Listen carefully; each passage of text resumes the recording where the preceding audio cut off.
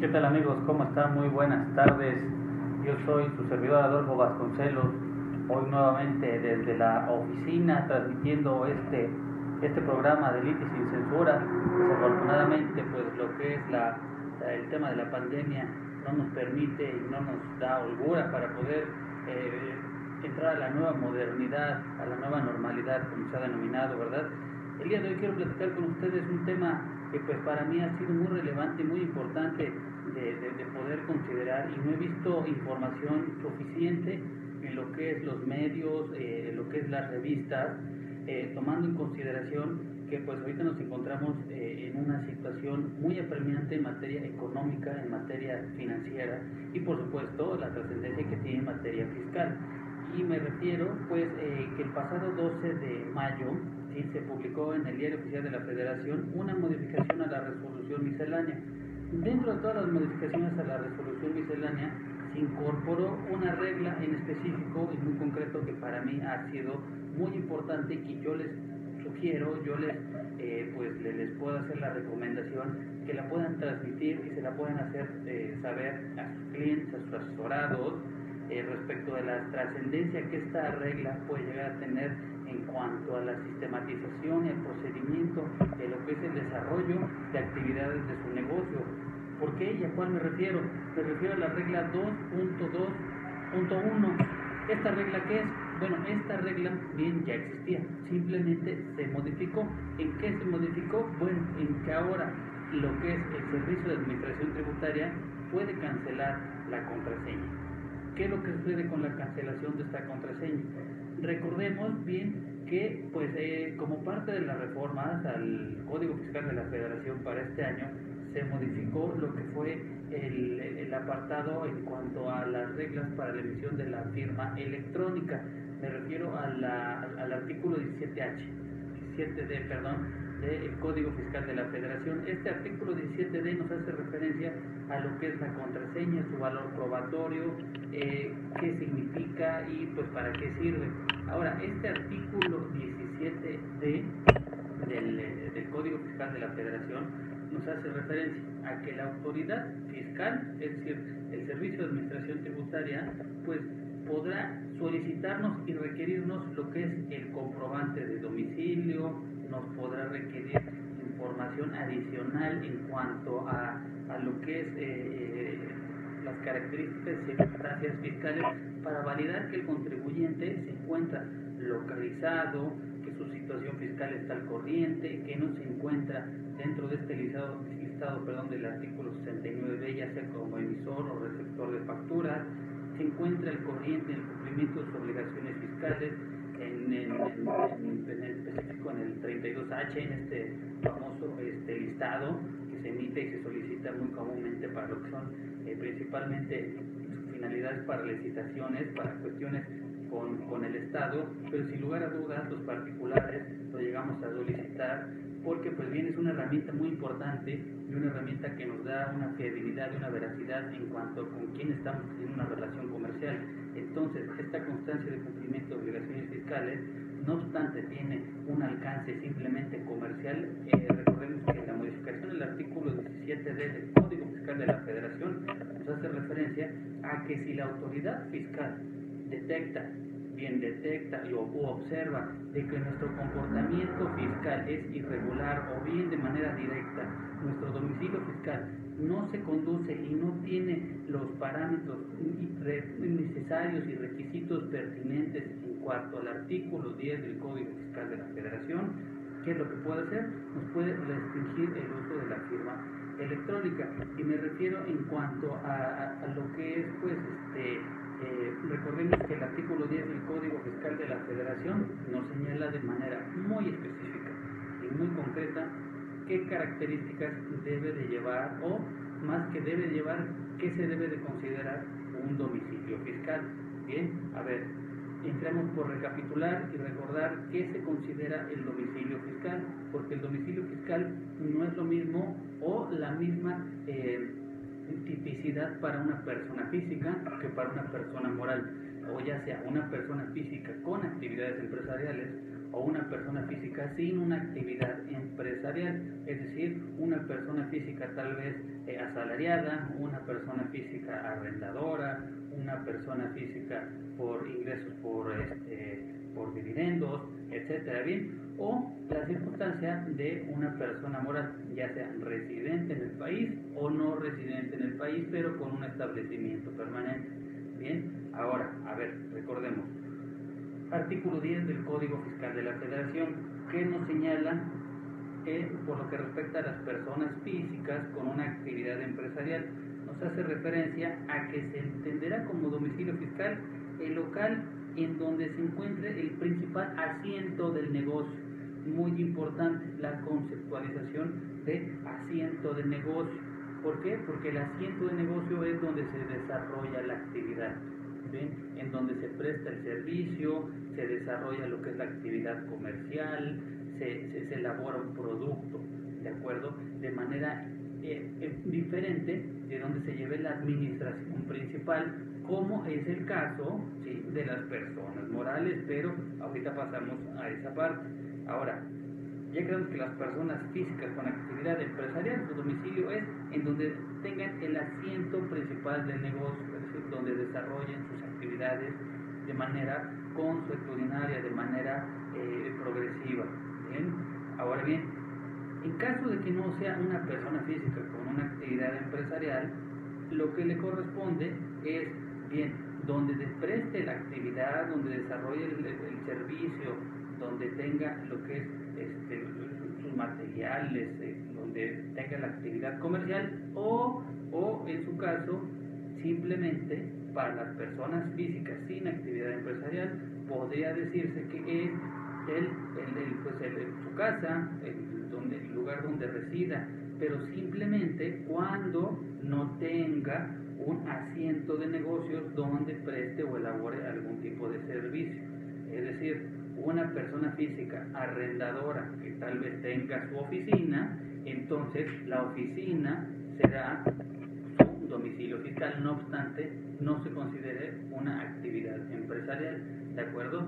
Ahora, ¿qué es lo que sucede si esta persona física, bien, con actividad empresarial o sin actividad empresarial, se encuentra como no localizada cuando las autoridades fiscales, en plenas facultades del uso de lo que es pues las circunstancias y medidas que el artículo 27 del Código Fiscal de la Federación le hace referencia en cuanto a que puede realizar verificaciones de domicilio, acude a realizar estas verificaciones de domicilio y encuentra o observa que pues el domicilio, uno, o no cuenta con las características de este asiento principal del negocio, o dos, simplemente se encuentra como no localizado.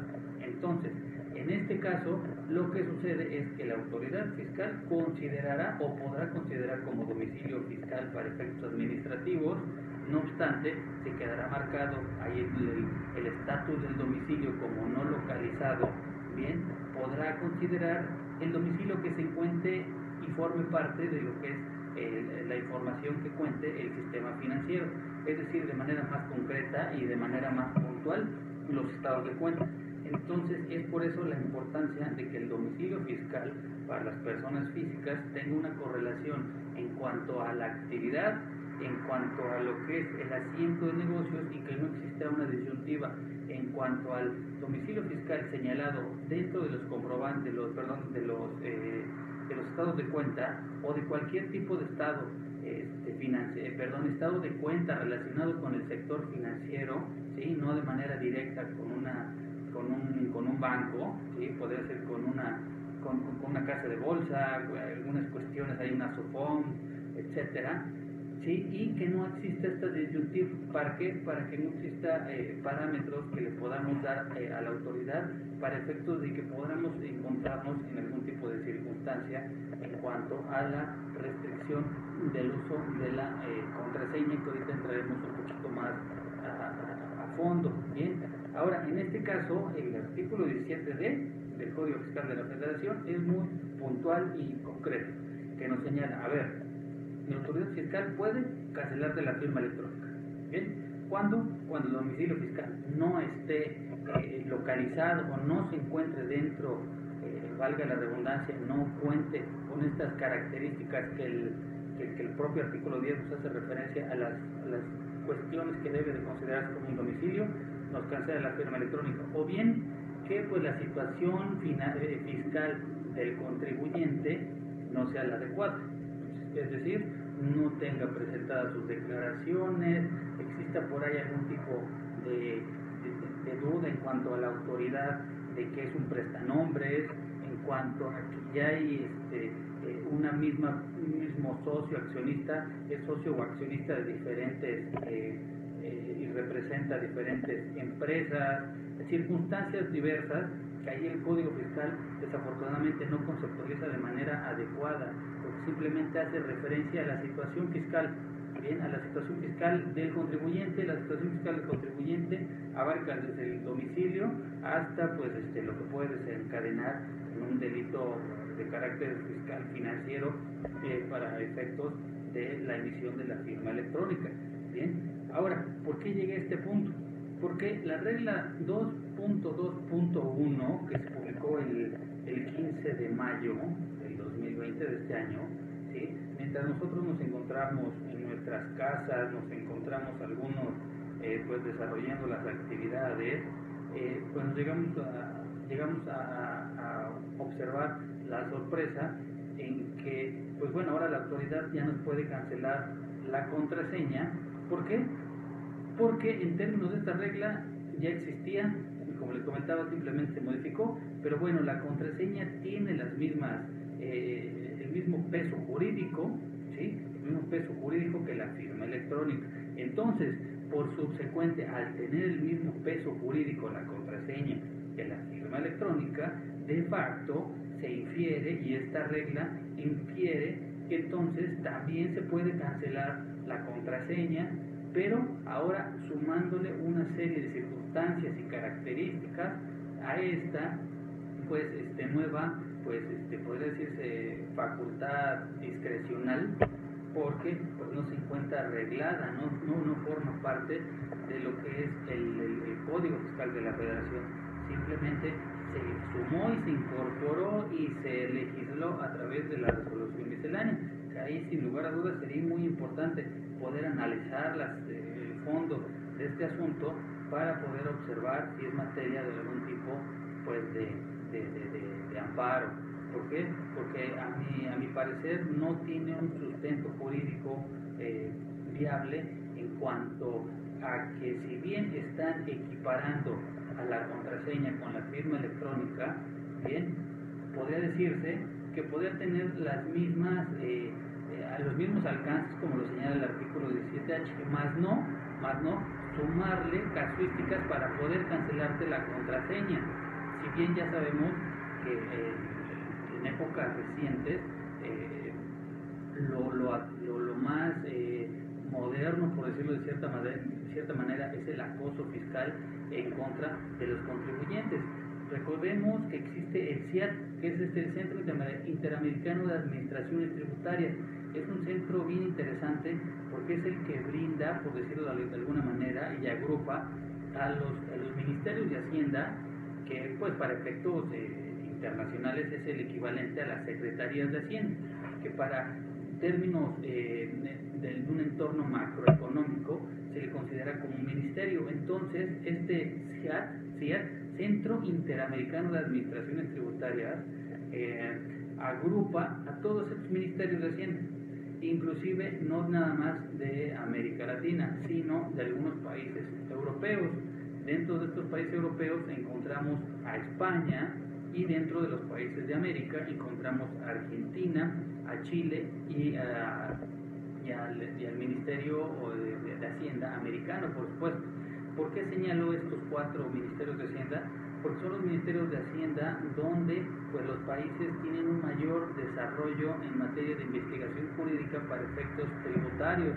Son modelos económicos tributarios que brindan de lo que es un modelo tributario internacional, que al punto que quiero llegar, este Centro Interamericano de Administraciones Tributarias cuenta con un código tributario, ¿sí? Es decir, para efectos domésticos, para efectos de nuestra legislación fiscal mexicana, se podría equiparar al Código Fiscal de la Federación, pero ellos lo manejan como un código tributario modelo. ¿Qué quiere decir este código tributario modelo? Que pues para efectos de homologar una técnica y poder encauzar y llevar hacia el mismo rumbo todas las administraciones tributarias, y que no cada país vaya por donde se le va ocurriendo, y considerando que ya existen tratados internacionales y que todas las economías y la mayoría de las economías ya se encuentran concatenadas dentro de lo que es pues podría decirse esta economía global, ¿sí? Si bien algunos manejan que la globalización empezó desde el año 2000 por ahí, cuando inició estas circunstancias y cuestiones del internet, yo soy de la idea de que pues la globalización inició pues desde la época de la conquista de América, ¿no? O desde antes, porque ya existían intercambios comerciales entre los diferentes continentes.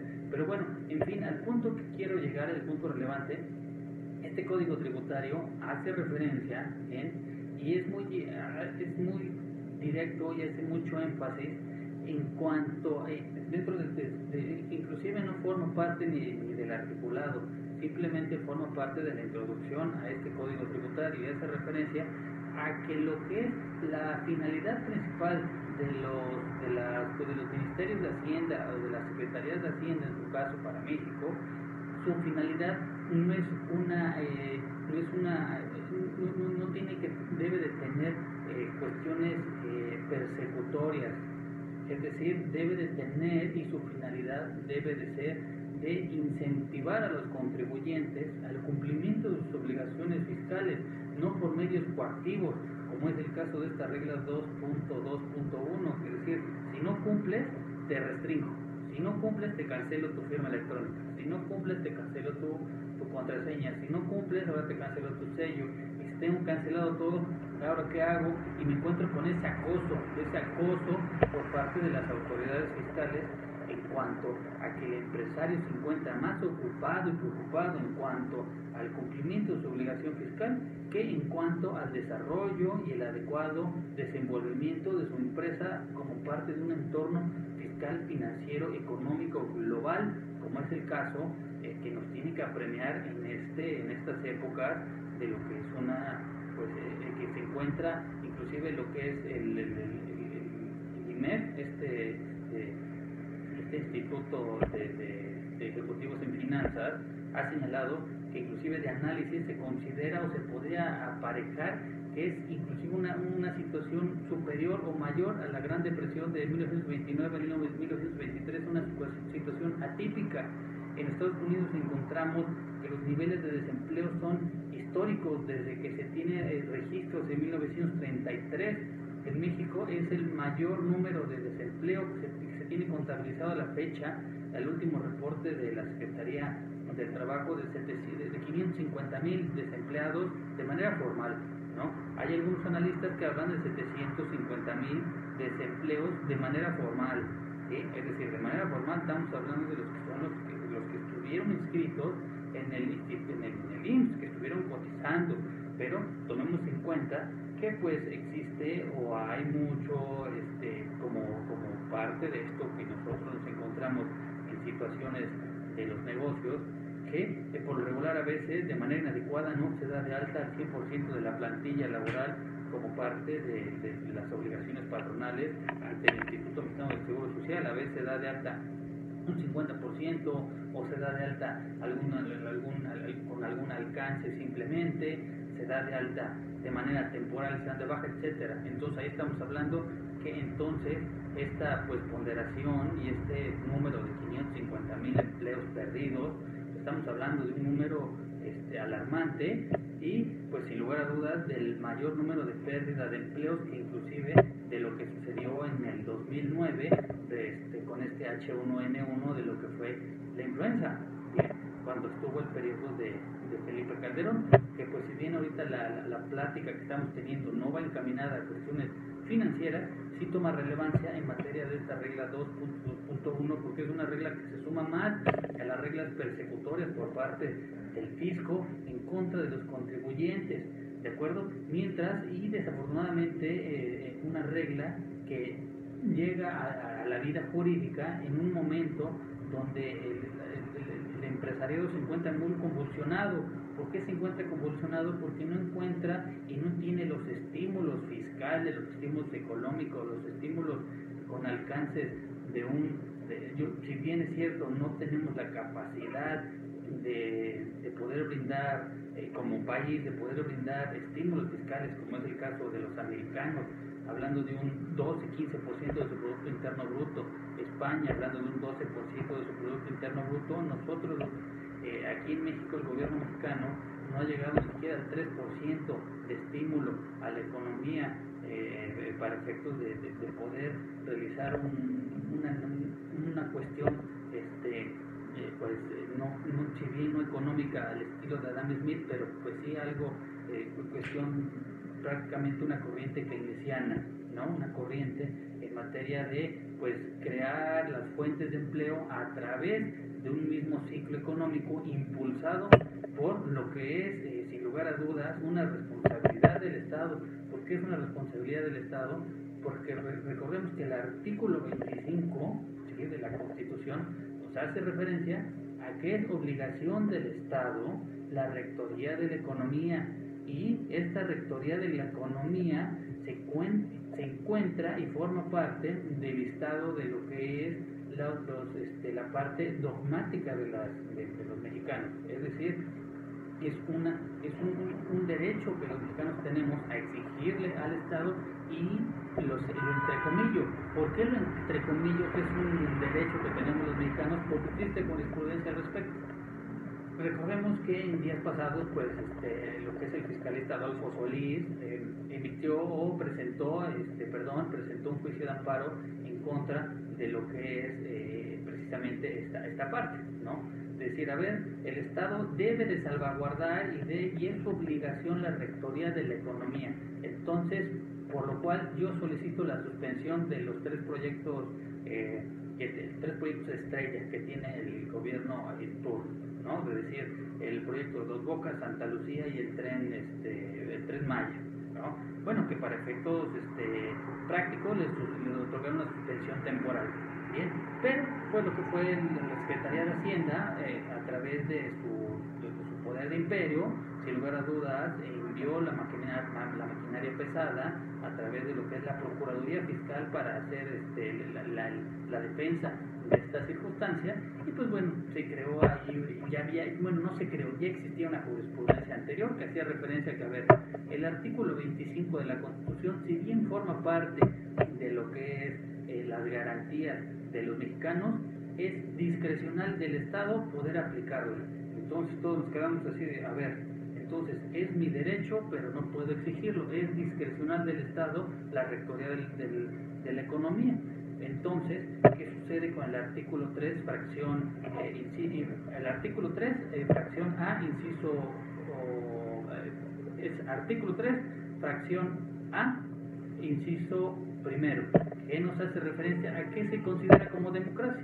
Todos tenemos la vaga idea de que la democracia es cruzar una boleta y meterla en una urna. Yo les sugiero y los invito a que revisemos este artículo 3, fracción A, inciso primero, en el cual de la Constitución, que nos hace referencia a qué es la democracia, y nos dice muy claramente, la democracia es, entre otras cuestiones, bien, el derecho que tiene cualquier mexicano de que el Estado le brinde una rectoría en la economía, de manera muy concatenada a este artículo 25 de la rectoría de la economía, y por supuesto sin demeritar a lo que es el Plan Nacional de Desarrollo. Este Plan Nacional de Desarrollo, que es muy ambiguo y es muy, que sin lugar a dudas, pues ahorita en épocas que era la situación de poder ponerlo en marcha, este Plan Nacional de Desarrollo, que es una obligatoriedad por parte del Estado, como parte de la ley de regulación monetaria y de situaciones que pues para efectos de lo que tiene mucho que ver con la visión que tiene el Estado para poder impulsar a la economía, pues bueno, dentro de este Plan Nacional de Desarrollo para el periodo del actual gobierno de Andrés Manuel, se hacía referencia que la economía iba a crecer en un 6%, 8% a través de la creación de fuentes de empleo, si bien con una corriente ideológica muy de izquierda, pues si bien lo que ahorita estamos viendo es que con esta regla 2.2.1, al unarse más las facultades persecutorias del Estado, pues sin lugar a dudas se está rompiendo el Estado de Derecho y un Estado democrático. Bien, un Estado democrático que si bien nosotros vamos y votamos, este no es un Estado democrático. Les repito, democracia es lo que nos señala el artículo 3, fracción A, inciso 1, bien, de la Constitución, que pues bien no hay una rectoría de la economía por parte del Estado. Ahora, esta fracción 2.2.1, ¿qué nos señala y qué nos hace referencia? Porque es muy importante que la comentemos, ¿de acuerdo? Nos señala, a ver, punto número 1, ¿sí? Punto número 1, la contraseña tendrá el mismo valor que la firma electrónica, ¿sale? De entrada y de facto ya se le dio ese mismo valor a la contraseña. Después nos dice, ¿cómo está la contraseña compuesta?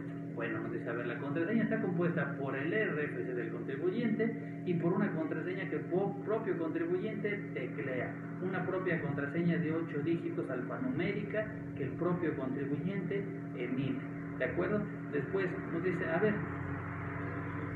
para efectos de poder revisar y las circunstancias que nos apremian en esta regla, nos señala, a ver, ya la solicitaste, ya te la dimos, ya pasó el tiempo, ¿sí? Ya pasó el tiempo, tú te inscribiste hace un año, pero ¿qué crees? Acabo de observar y autoridad que algo en tu situación fiscal a mí no me está gustando. Hay algo que a mí como que me está llamando mucho la atención. Y aquí nos habla de 3 factores. Nos dice, a ver, yo podré solicitarte que me des información antes de que te cancele tu contraseña. 1, en cuanto a la identidad. 2, el domicilio. O 3, en general la situación fiscal. ¿De quién? Ya sea de la empresa, del representante legal, socios o accionistas. ¿Qué quiere decir con esto? Que me puedes pedir lo que quieras. Me puedes pedir, a ver, tú socio, accionista, representante legal, solicitante, ¿de cuántas empresas eres representante? ¿De cuántas empresas eres accionista? ¿Qué capital accionario tienes? ¿Cuáles son tus ingresos? Etcétera. Es decir, nos puede solicitar lo que queramos de manera arbitraria, fundada y motivada en una regla de resolución miscelánea que no tiene nada que ver con la función del artículo 17H del Código Fiscal de la Federación. Es decir, se van por una circunstancia que va muy colateral. Pero si me permites, vamos a una breve pausa comercial y continuamos.